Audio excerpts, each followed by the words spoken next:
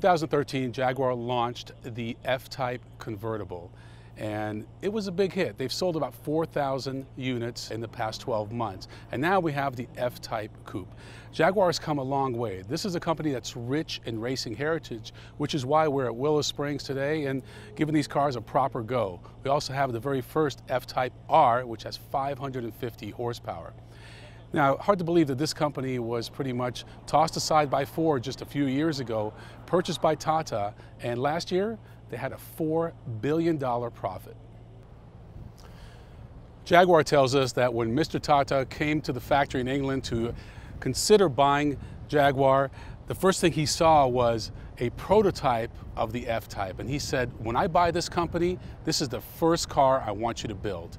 I want to get back to the racing heritage of this great brand. I want a halo car, and he did it. You know, these cars look great, they drive great, and they sound great. And that sound, by the way, is 100% natural. No artificial sound being pumped in from the speakers.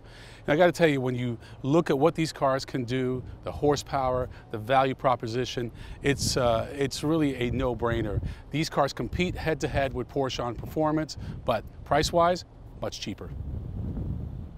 The big news is this vehicle. This is the first time the F-type is available in an R.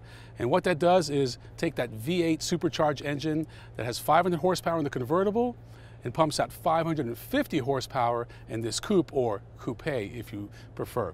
Another big story here is that for the first time you can get the F-type with carbon ceramic brakes. It's about a $12,000 option, but as you know, if you have a lot of go, you need to have a lot of stop too. Starting price on the F-type supercharged R is $99,000. That's about $7,000 more than the convertible version. Now, no matter which engine you get, you're going to get an 8-speed super fast shifting automatic transmission. Jaguar opted for this type of transmission over a dual clutch because they said for 99% of the way Jaguar owners drive their cars, this is a better option. When I was a young kid, Jaguar was a brand that I aspired to. Had a lot of racing heritage, made beautiful sedans and sports cars, and it was really hard to see what happened to the brand from really the mid-70s all the way till recent years when they got purchased by an Indian company, Tata. Hard to believe that that marriage could have worked. But as mentioned, they made a huge profit last year, and it's just great to see what inspired product like this can do for a brand. So there are 3 models: a base V6, which is what we're driving today, the V6S is what we drove this morning, and the V8R, which is what we drove on the track. So we really had a nice taste of everything. This car has 340 horsepower, and it's the base model. There are a lot of nice coupes out there, but at the end of the day, there's something about this heritage that a brand like Jaguar brings to the market.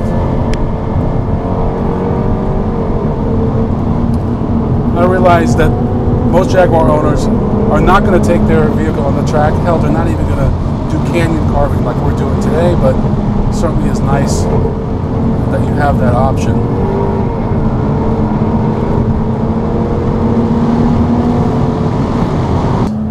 The V6 is perfectly balanced, 50-50, front to rear. The V8 is, I think, 51 front, 49 rear. There's no question that the V8 is faster, but it's also heavier. Kind of like this particular car, not only because of the price point, but you can really kind of throw it around. Every F-type has the same 8-speed transmission. Also, every F-type has a speed-activated spoiler. And it's not one of these little tiny baby spoilers. It's a massive, proper spoiler.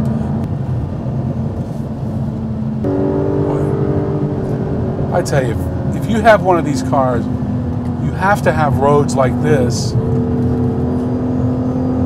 to properly drive it on. This is some real fun.